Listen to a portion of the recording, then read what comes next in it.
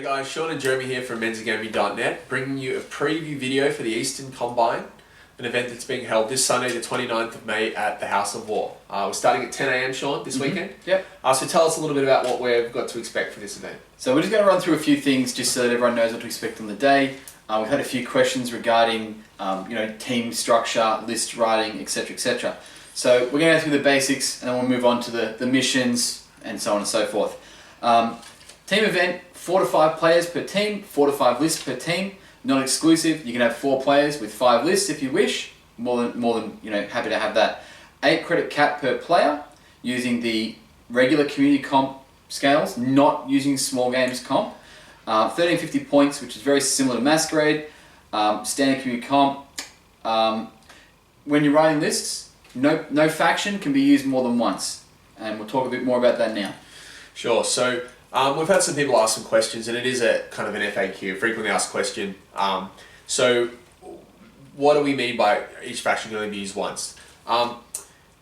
Basically, you've got your 5 lists, and if Sean decided he wanted to take Codex Space Marines, regardless of how Sean took it, it doesn't have to be his primary faction. Even if Sean literally had a whole army of Imperial Guard with, for example, a Livy Conclave allied in, Sean has used, Codex Space Marines have been represented in his list, which means no one else on the team would be able to use Codex Space Marines in any form. When we say something like faction Codex Space Marines, we're talking about specifically anything from Codex Space Marines. So it does not prohibit someone else from using Blood Angels, Dark Angels, Wolves, Grey Knights, etc. And the same thing can be said for things like, in terms of Chaos. So if someone takes Chaos Space Marines, it doesn't prevent someone from using Khorne Demonkin. But be careful, because in some situations, armies that might seem different are still the same faction. So Black Templars, the same faction as Imperial Fists, because they're both drawn from Codex Space Marines. Crimson Slaughter and Black Legion, they're both drawn from Chaos Space Marines, so they're the same faction. Just be really careful when you're thinking about that. If you've got any questions, let us know. Yep. A very kind of tricky one is Cypher, because Cypher can be either faction Chaos or faction Dark Angels, depending on where he's taken. Yep. We've had some people ask questions about Chaos Knights. How are we running those? Yeah, so we have decided to include Chaos Knights as an option for players to run. They haven't been costed yet in the community comp document, but because their loadout function is almost identical to Imperial Knights, we're just going to pretend that for all costing purposes, they are exactly the same as Imperial Knights. So have fun, trying those Knights out with some Chaos Sorcerers. Yes. And that does mean that they're cumulative together. So if for some reason you wanted to squeeze an Imperial Knight and a Chaos Knight into the same army, they will be cumulative together. Yep. So easy. Next time we'll go into the missions and the bonus points and whatnot. Each round is obviously going to be worth 20 points per player, giving you a total score of 80 points. And then there is 12 bonus points are available if your team as a collective achieves the bonus objective. And we're going to run through the cards. So we've got this card mechanic, which Jeremy's going to talk about. The summary of it is that at the beginning of the day, the TO is going to hand each team captain a set of 7 cards, I believe. It's 6. 6 cards. My apologies, I can't count. We're going to get 6 cards for the captain, and then the captain will use 4 of those 6 cards throughout the day. So I'll read the names of the cards. So we've got Operation Snakehead, Operation Rearguard, Rest and Rotate, Take and Hold, Operation White Flag, and then Hold Then Fire. Each of these cards has a specific description. So when you nominate to use a card, and the card's kind of process of picking a card to use for the round will occur after matchups. So once you guys as a team know what your matchups are, who you're up against, you get to pick a bonus mission that you think you'll be able to achieve that round. If your team achieves that bonus objective, each member of the team that played, so there'll be a total of 4 played members, will receive 3 bonus points. So the team as a whole will receive 12 points. Each recipient will receive 3 points. 4 of the 6 cards will be done in secret. So that basically means that you'll look at a card. I'll give you an example. The first, Operation Snakehead, the card reads, all players in your team must achieve Slay the Warlord bonus objective. So if you put that card at the end of pairings, you kind of say, all right guys, we're going to do this. We're going to try and get Slay the Warlord. You put that in and basically it's going to be like a little box at the TO's booth with your team name in it. Put that card in, so it gets kind of recorded. Then you guys will all try to secretly achieve this mission. Don't tell your opponents you're trying to do it, because then they'll make a concerted effort to stop you from getting those bonus points. If at the end of the round everyone scored Slay the Warlord, you'll achieve the objective. Yeah. And in order to achieve them, every player must actually get that Slay the Warlord. Yep. Two of the cards are interesting. We'll go through the two interesting ones because the mechanics will work slightly differently. So the first one is Rest and Rotate. So Rest and Rotate reads, all players in the team using this card must swap positions with a teammate 1 hour into the round.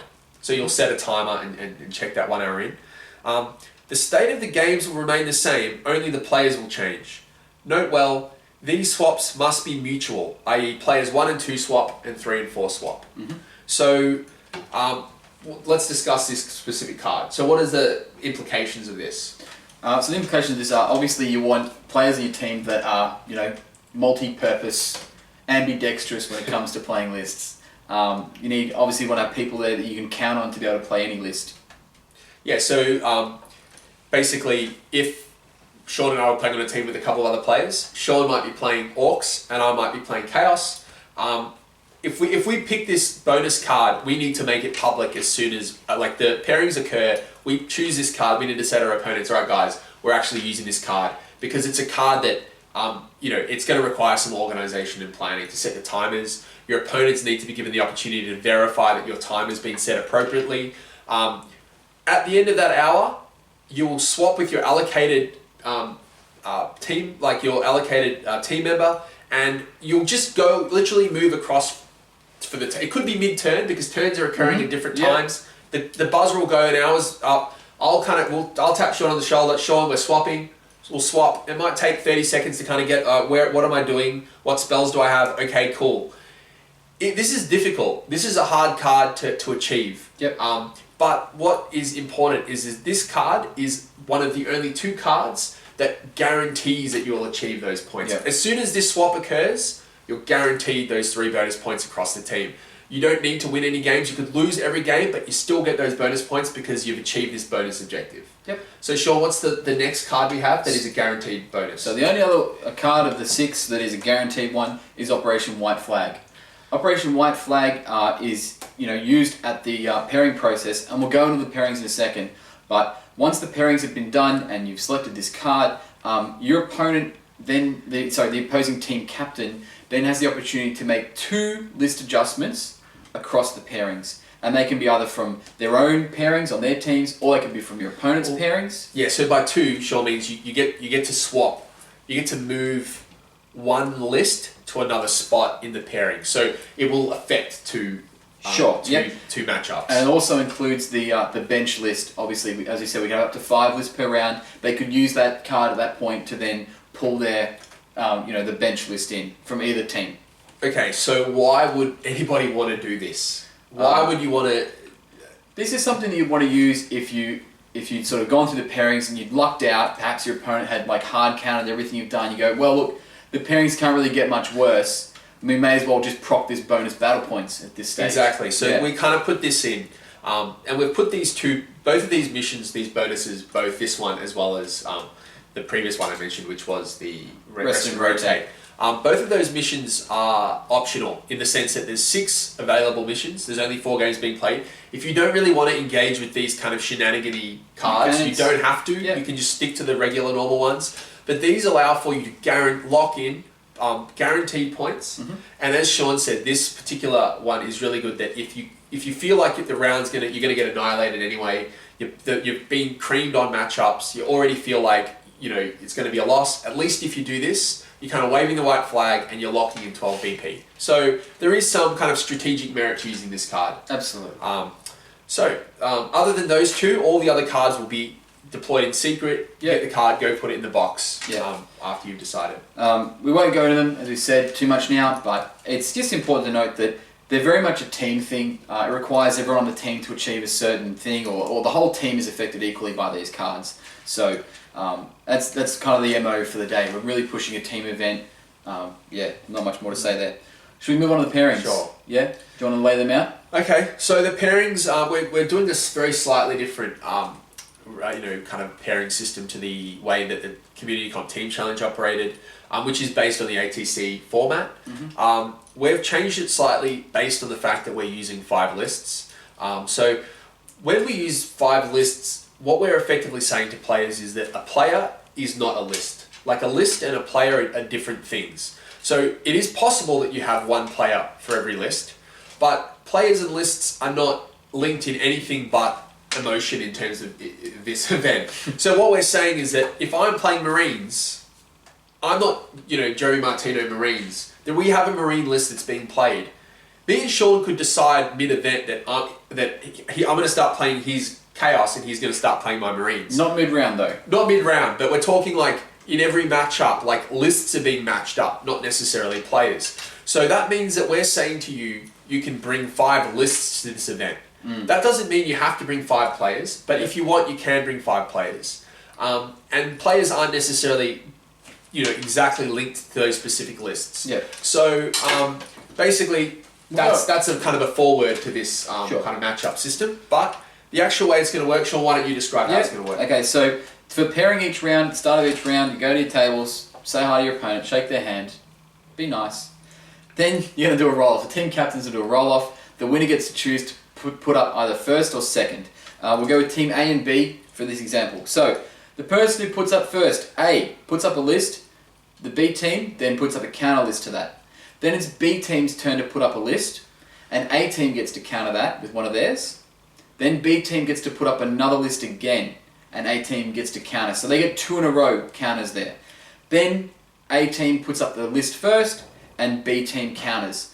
It's worth noting that on the 4th put up, each team still has 2 lists possibly left in the bag, so that whichever list A puts up, B team still has 2 options to choose from. So we feel like we kind of discussed this, and there was a bit of conjecture among the various people we talked to about whom they thought will have the stronger option. Some people thought that the player that put up first actually had an advantage because then they got 2 counters in a row, whereas some people thought that the person that got the first counter still retained the advantage. So there was a kind of, it's up to you to decide what you think is strongest, but if you win that dice roll, you get to pick in which way you're going to do this matchup. So you can put up first and then get the double counter in a row, or you can choose to let your opponent put up first and you get that first counter. So that's the way the match pairing is going to work. We'll probably do this in writing as well, so that if you're more of a written person, you can kind of look at it and kind of visualize it.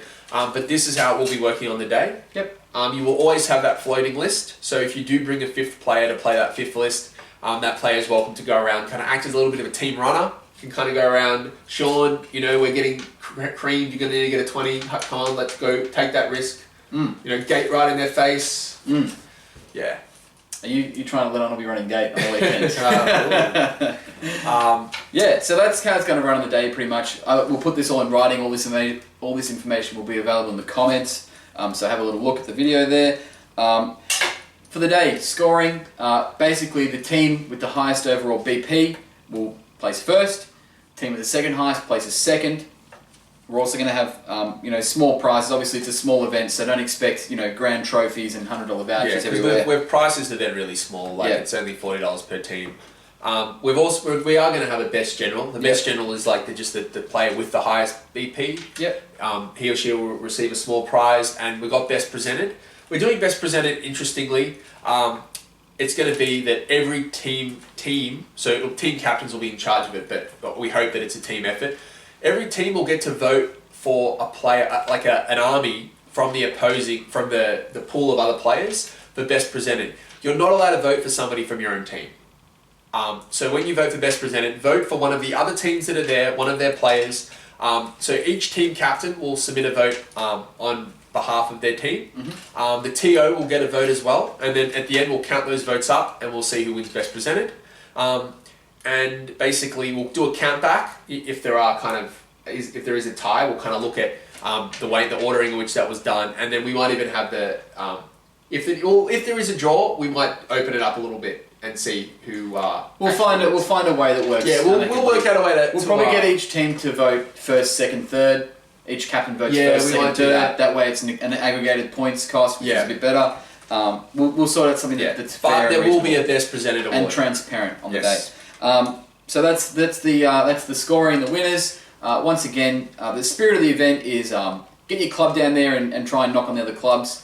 The best prize is not the vouchers. The best prize is the glory. So and while it's worth but while it's worth noting that there won't be comp scores, obviously because it's a capped kind of event. There won't be sports scores, so to speak. We will be employing that yellow card, red card system. Yeah. So there's only 4 games. It's only a one-dayer. For sports. Yeah, This for is yellow sports. card, red This is card for sports. So it's pretty hard to get like 2 marks against your name in 4 games, but if you do, your whole team will be receiving a 10% sports hit. So there is that to remember as well. Absolutely. So it's again team event. If you let your team down, they're going to be pretty disappointed with you. But yeah, let's just work together, have fun. It's going to be a great learning experience for the people who have looked at ATC and like the team challenge, might not be able to make it. This is a great opportunity for them to get a little bit of an insight on how it's going to work. And it's 40k it's not necessarily a solitary game in terms of like the community, like it's a very vibrant community, but in terms of gaming, it is generally it can be a little bit every man for himself sometimes. So it is cool to be able to play from a team context and feel like you're representing other players, and it's kind of cool to be told you don't need to win. Just if you don't lose by this much, that's good. Like that'd be a bit of a relief for you. Yeah, it would feel good actually. Yeah, lovely. Fantastic. Well, no, it should be a great day. There'll be a lot of laughs, no doubt. And yeah. All right, guys. See you on Sunday. Thanks, guys. Cheers. See ya.